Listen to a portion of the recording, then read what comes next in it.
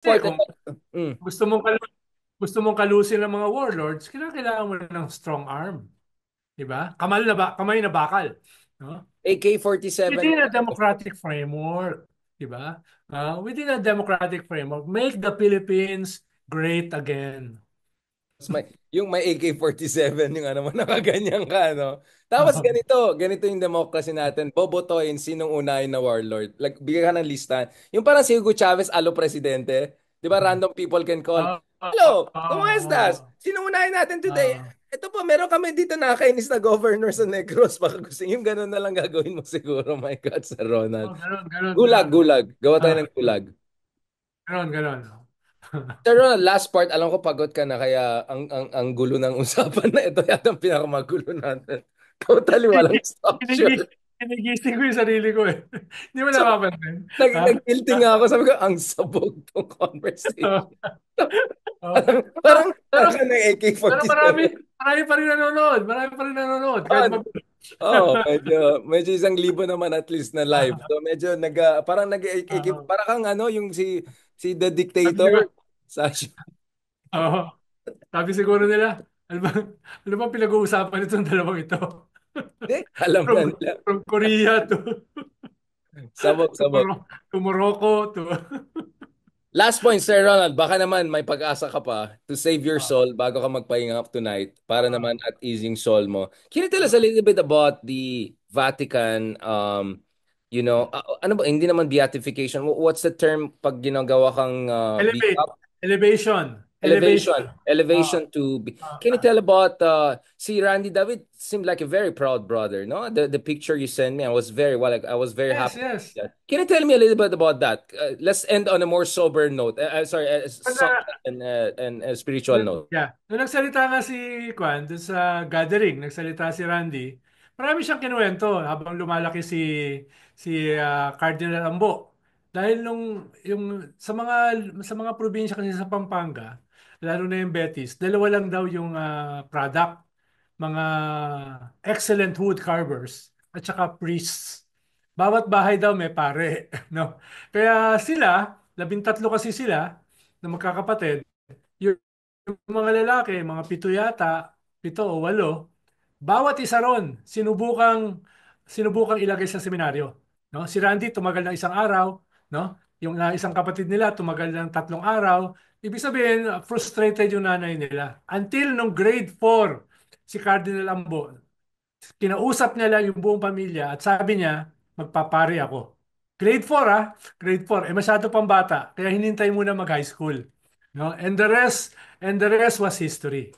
Summa cum laude ng Lubin, no? May thesis about the dead language Aramaic para maunawaan mo Yung sinabi ni yung Jesus, original yeah, yung language ng Elohi, Bible. Elohi siya, Yun ang nagpa-praise kanyang Jesus. thesis. Yun ang thesis. Aramaic. Oh, Oo, wow. yun ang kanyang I had no thesis. Dahil idea. Oh, gusto niya wow. maunawaan yung original language ng Bible. Dahil Ni minsan kasi Jesus. Yeah, Jesus. nuances, yung nuances kasi nadadagdagan o nababawasan Latin, no, Spanish, etc. Greek, Kaya, Greek. Yeah, Greek. kaya Mostly pumunta Greek siya eh. doon sa roots mismo. The dead language of Aramaic. No? Yun yung kanya. Kaya makikita mo, seryoso ito. Di ba? Matalino, seryoso, no? Etc. At yung kanyang laging tema, kenosis. Kenosis. Ibig sabihin, emptying yourself. Yeah. Via Yung Greek negativa, no? word for Cleanse emptying yourself yourself. first. Dahil kung hindi mo i-empty yung sarili, hindi ka mapupuno. Kung hindi mo i-empty yung sarili mo, kung wala kang ganong klaseng generosity, how can you serve others? Kaya maganda yung kanyang kwan. Pero nagulat ako doon sa sermon ni Pope Francis. Hugot sermon. Hugot sermon. First paragraph pa lang niya, the contradictions and inconsistencies of the human heart. Oh, wow. Yun yung kanyang, Dialectical. yun yung kanyang unang kwan ha. Tingin ko self-criticism sa simbahan na yung human element ng simbahan are very imperfect.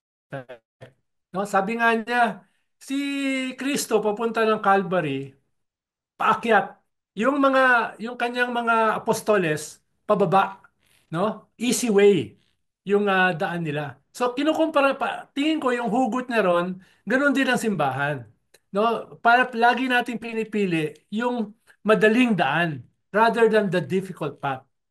Tapos sabi pa niya doon sa second paragraph, no? Where is my heart going?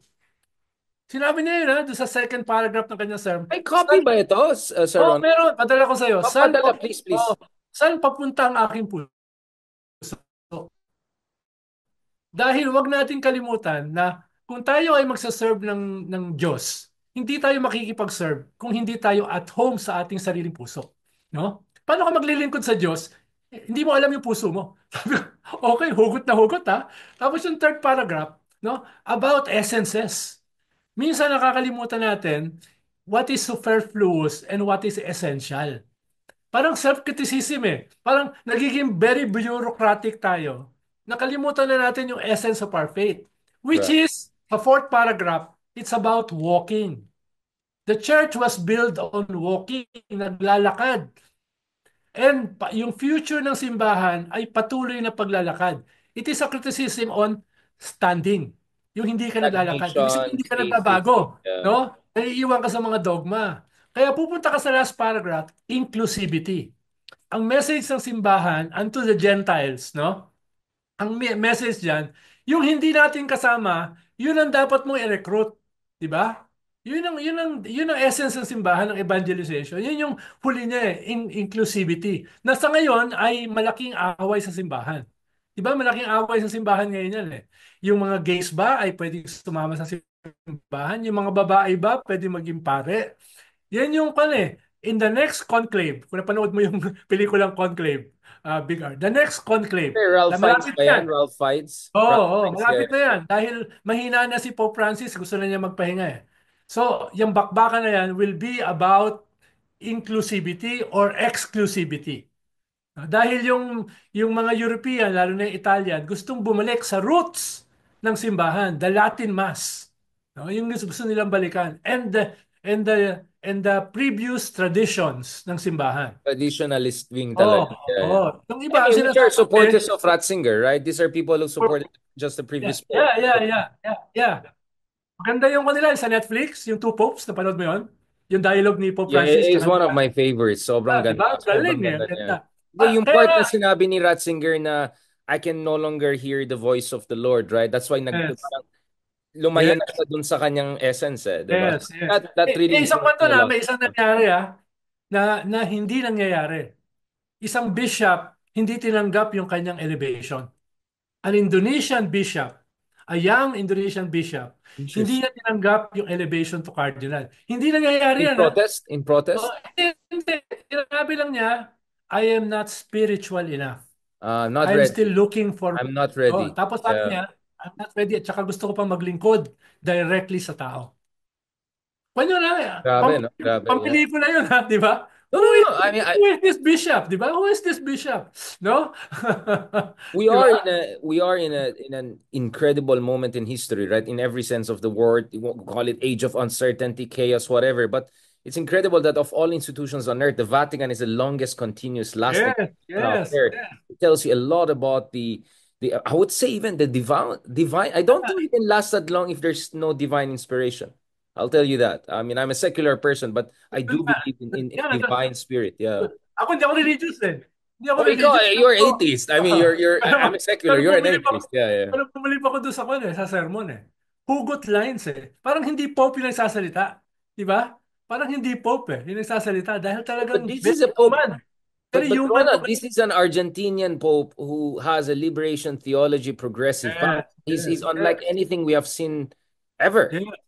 Kaya nga, baka sa next conclave, we may yet see the first Asian Pope. And the first Asian But Pope is a Filipino. But I hope the Pope No? is still okay. I mean, honestly, because I didn't have a chance. I've dropped by Vatican over the past few years, but I never had the chance to be there on Sunday or there when he was. So lucky you. I don't want to use the word envy, but lucky you, Ronald. I hope before magkaroon ng bagong Pope, some of us will have it if we have a chance. Naka-wheelchair siya, pero Yeah. nag-sermon siya for more than an hour. Nag-sermon siya, tapos binanggit niya bawat isang cardinal, yung 21 cardinals. Binanggit niya bawat isa. Ano sila? Ibig sabihin, kung siya, very sharp pa rin siya. Very sharp, kahit hinang-hinan, ang daming pasa sa muka, pasa sa leeg. Mukhang yung problema ng mga matatanda yung nababagsak. Di ba? Mukhang ganun eh. Yeah, yeah. Pero I'm very Big R, actively siya nagka-campaign kung doon sa kanyang choice for successor. No? Actively siya Well, we nagka-campaign. don't want to. Well, that's a long conversation to have separately. But what I love about the Pope is he's so ecumenical, and which is something I can always relate to. I mean, in a sense that he's, of course, And the so Pope. human, no? So So human. human.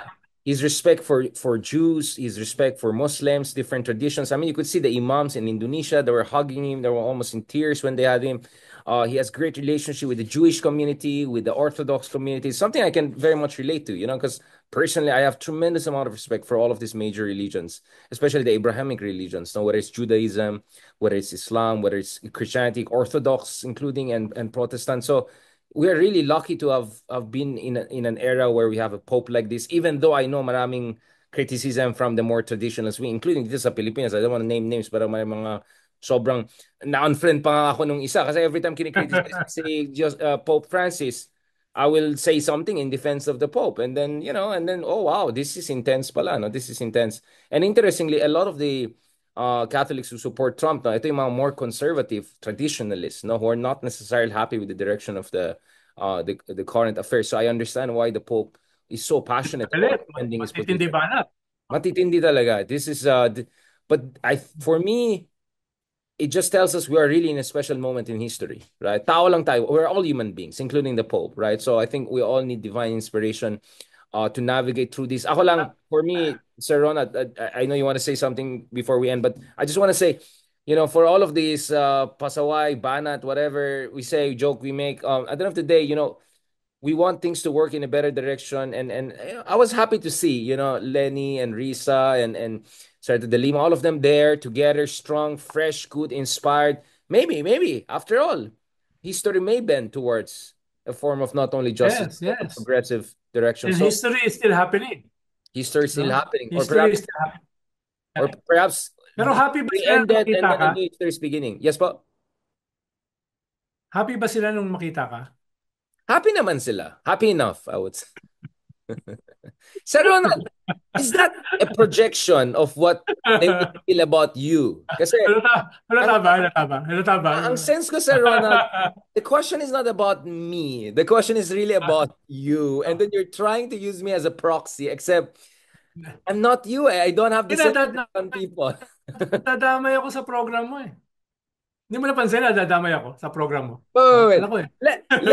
Let's get the facts clear. Nagpadamay ka sa program ko. Oo. Ikaw ang lumapit sa akin at para ako Ano? gusto kong sabihin, are you sure, Ronald, you want to join my program? Kasi marami akong kalaban.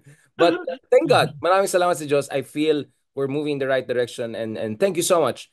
Senyor Ronaldo, please get good rest. Bukas, We need to bukas, stay bukas. fresh and strong kasi hindi lang bukas, 2020 Announce mo.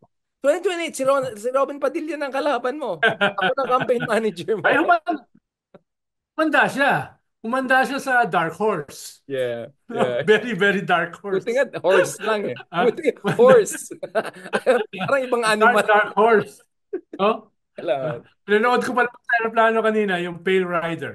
Si Clint Eastwood. No? Parang feeling ko ako yung Pale Rider. No?